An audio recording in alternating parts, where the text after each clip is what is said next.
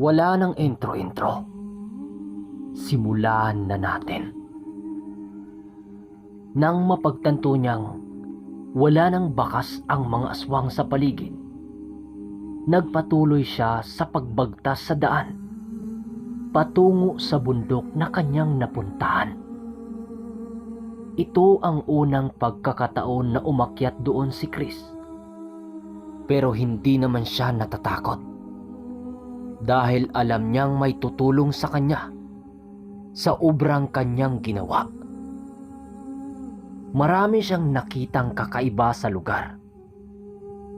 Maya-maya lang, nagulat naman itong si Chris nang umagaw sa kanyang paningin sa isang yungib. Merong nakatayong demonyo. Maigi niya itong tiningnan dahil napakalayo ng wangis nito sa isang aswang. Ilang saglit lang, biglang napayuko itong si Chris nang tumayo ang nilalang na yun at dahan-dahang naglakad papaikot sa buka ng yungib. Dahil sa mga ginawa nito, agad namang lumapit ng bahagya si Chris upang makahanap ng perpektong pagkakataon para asintahin ng kanyang gulok ang demonyo. Ang kanyang ginamit noon ay ang isa sa mga abilidad ng mutya niya, na kung saan ang lahat ng paningin niya sa lahat ng mga elemento ay isang ordinaryong hayop. Habang papalapit si Chris, hindi naman siya nito nagawang mapansin dahil isang galang baboy ang paningin nito sa kanya. Nang pagharap niya sa nilalang, bigla itong napatitig sa kanya. Dahil doon kinabahan si Chris. Baka kasi nakita siya nito ang kanyang pagbabalat kayo. At yun na nga, nangyari na ang kanyang hindi inaasahan. Bigla siyang napasigaw habang mabilisang tumayo sa pagkakayuko. Kaagad niyang itinaas ang gulok niyang armas upang hindi na ito makakatakas. Paglapit nito, agad niya itong sinunggaban para maiwasan na rin ang gagawin nitong atake. Subalit kahit anong bilis noon ng demonyo, huli na sa kanya para tumakas sa mga kamay ni Chris. Pagtarak ng kanyang gulok sa dibdib ng aswang, natilapo naman ito sa pader ng yungib, na siyang halos ikinawala ng buhay nito. Nagpupumiglas pa ito, pero alam ni Chris na hindi na ito makakatakas. Nang makita niyang dahan-dahan nang nagbago ang anyo nito, agad naman niya itong nilapitan upang titigan. Nang bigla na lang natigilan si Chris nang masipat niya ang pagmumukha ng lolo niyang si Turo. Apo, bakit mo ginawa sa akin to? Ano bang kasalanan ko? Bulong ng demonyo. Dahil sa ginawa nito, mas lalo pang uminit ang dugo ni Chris sa nilalang. Walang sabi-sabi, agad niyang kinuha ang gulok na nakatarak sa dibdib nito at pinaulanan ng hindi mabilang na saksak. Hindi pa man nakababa sa lupa ang katawan ng demonyo, gutay-gutay na ito. Demonyo ka! Wala kang karapatan para gayahin ang wangis ng kinikilala kong ama. Galit na wika ni Chris. Kasabay ng pagwika niya ay ang paglaho ng kanyang gulok na pormang karet at dahan-dahang nagpapalit ng anyo. Ginaya niya ang wangis ng isang hayop para magawa niyang makakita sa napakadilim na yungib. Ayon kay Chris, na ang ganong kakayahan ng mutya ng durian ay ordinaryo na nagigising sa sinumang magtatanga nito. Hindi ito kaya ng mga antingerong merong balaang mutya dahil sa tanging totoo at orihinal ng punong pinagkukuhunan lamang ito. Sa pagpapatuloy ng kanyang paglalakad sa daan papaloob, doon na nakita ang ilang kalansay ng tao na nakasabit sa bawat pader ng yungib.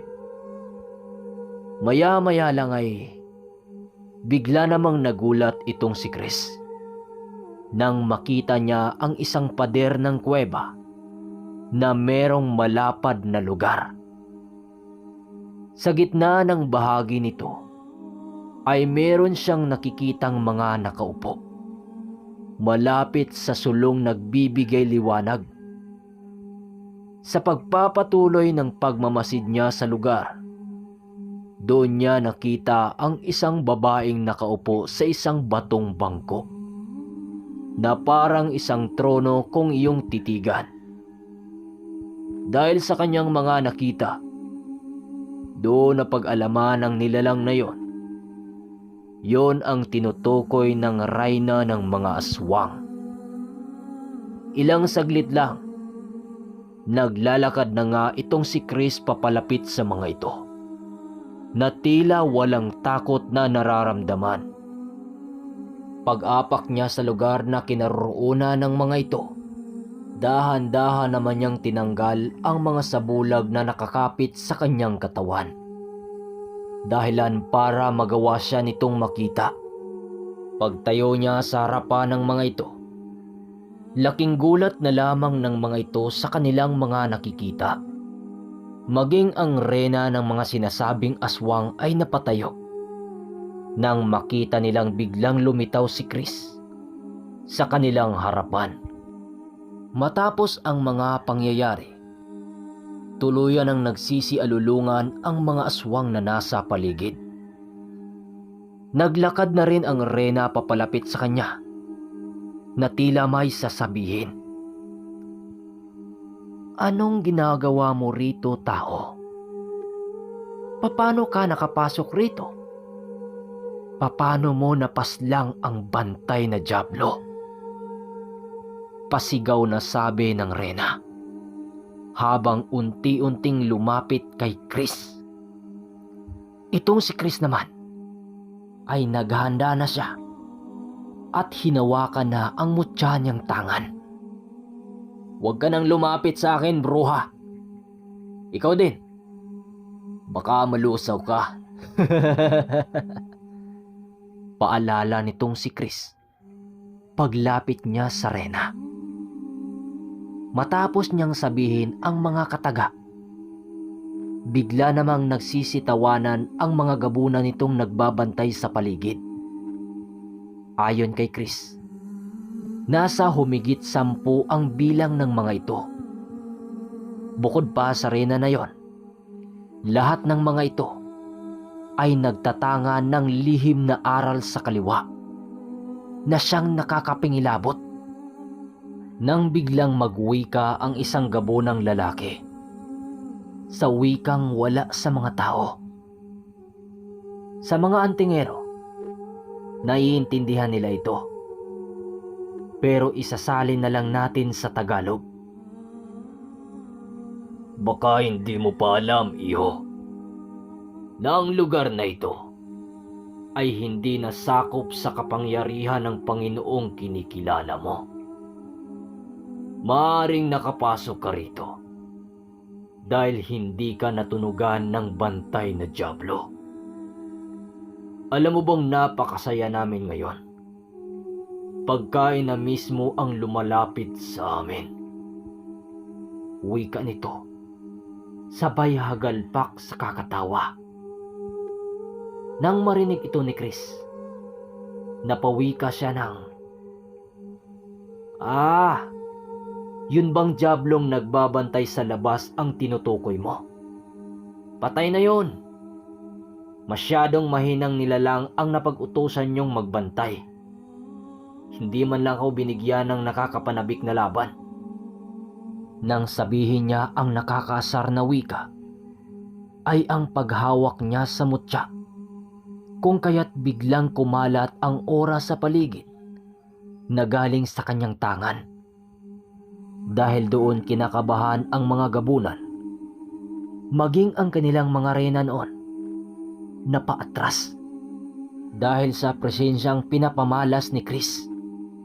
Siya nga pala, hindi ako naniniwala sa lugar na ito na merong lugar na hindi umiiral ang kapangyarihan ng Panginoon. Tandaan ninyo, nakikitira lang kayo at hiram nyo lang ang buhay nyo sa Kanya. Kasabay ng Kanyang pagsasalita ay ang pagliliwanag ng Kanyang gulok habang dahan-dahang bumabaon ang talim nito sa mga bato. Pagbalik niya ng tingin sa mga nilalang, nakita niyang unti-unti nang nag-iiba ang mga anyo nito. Lahat ng mga gabunan maging ang reyna na nakatayo sa kanyang harapan. Dahil sa mga nakita nitong si Chris, wala na siyang nagawa kundi ihanda ang kanyang sarili sa magaganap na digmaan. Pagtitig niya na merong isang gabunan ang biglang lumundag sa kanya, wala na siyang nagawa kundi isalubong dito ang kanyang hawak na gulok na dahan-dahang naging kampilan. Pagsalag ng gabunan sa kanyang armas, agad naman niya itong hinawakan gamit ang kaliwa niyang kamay, na kung saan gamit at nagmula ang lakas ng mutya niyang tangan. Dahil sa bilis ng galaw nitong si Chris, hindi na ito nakita ng gabunan na siyang dahilan para bumagsak na lang sa lupa. Nagpupumiglas ito sa kanyang pagkakahawak para makawala sana. Subalit hindi na ito nagawa dahil sa bigat ng kamay ng binata. Kasunod sa mga nangyari ay ang pagsunggab sa kanya ng ilan nitong mga kasama. Kung kaya't napagpasyahan niyang patayin muna ang naunang sumugod. Kaagad niyang itinarak sa ulo nito ang talim ng kampilan niya. Sa pagkamatay ng naunang sumugod na gabunan ay ang pagkagalit ng mga kasama nito. Mabilisan siya nitong pinaikutan para ipaghiganti ang namatay nilang kasama. Kahit mapanganib na ang kanyang kinalalagyan, hindi pa rin siya nagpatinag.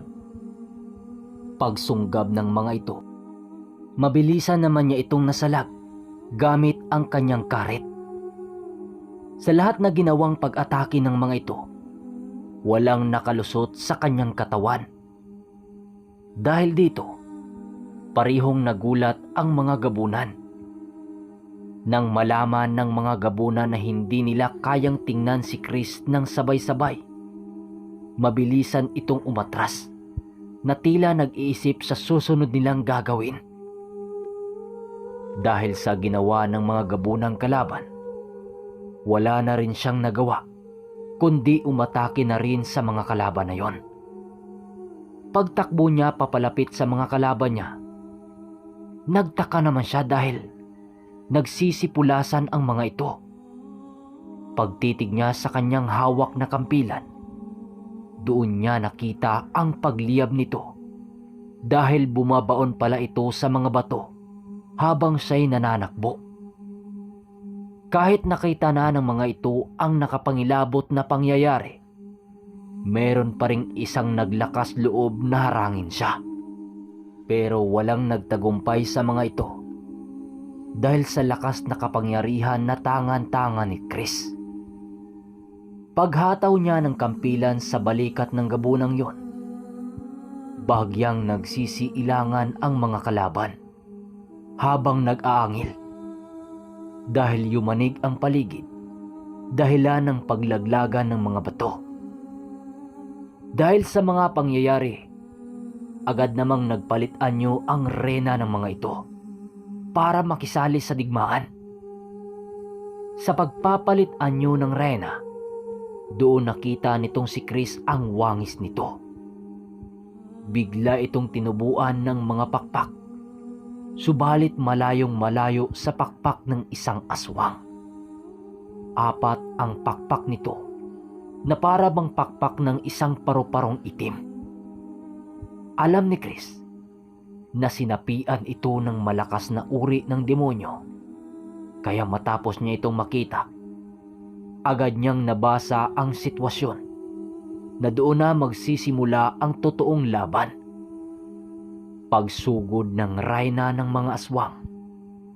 Mabuti na lang nasalag niya ang atake nito gamit ang kanyang kampilan. Sa sobrang lakas nito ay nawasak ang malaking bato malapit sa kanilang pinaglalabanan. Sa patuloy niyang pagsalag sa mga atake nito, nakakakita na naman siya ng pagkakataon para gumanti. Ang problema lang, maigi palang nagbabantay sa kanyang kinikilos ang mga gabunang kasama nito. Mabilisan itong lumundag kung saan ang reyna nila para salagin ang kanyang mga plano. Pagtarak niya sa kanyang kampilan, nagulat na lamang ang reyna nang tumarak ito sa katawan ng gabunan. "Hindi mo masasaktan ang aming reyna!" Sigaw nito habang hinahawakan ang talim ng kampilan at bumagsak na lang sa lupa. Namatay ang gabunang sumalag habang binubunot niya ang kampilan. Napakatigas para kay Chris, habang yung reyna papasugod na sa kanya. Kakaiba ang pagkabaunon. Tila yun ang alay ng gabunan para magawa siyang magapi. Walang haba siya nitong sinaksak gamit ang napakahaba at tutulis na mga kuko nito. Halos bumaon sa kanyang katawan ang mga pag-atake nito. Nalos hindi na niya makayanan. Napabagsak na lamang siya para umiwas sa mga susunod na atake. Pagbangon niya, pinahidan niya ang kanyang bibig dahil tumutulo sa bibig nito ang mga dugo niya. Sa pagpapatuloy ng kwento, matapos nilang labanan, ay ang pagdayo muli ni Chris sa bayan. At ang lugar na yon, doon magtipon-tipon ang mga bunggaitang sabongero na kanyang makakarap. Siyempre hindi mawawala ang mga aswang. Shoutout pala sa mga sabongerong nakikinig at sa mga tagapakinig nating mahilig sa kwentong aswang. I-comment nyo sa baba ang mga pangalan nyo para isabay na natin sa shoutout sa susunod na episode. Maraming salamat.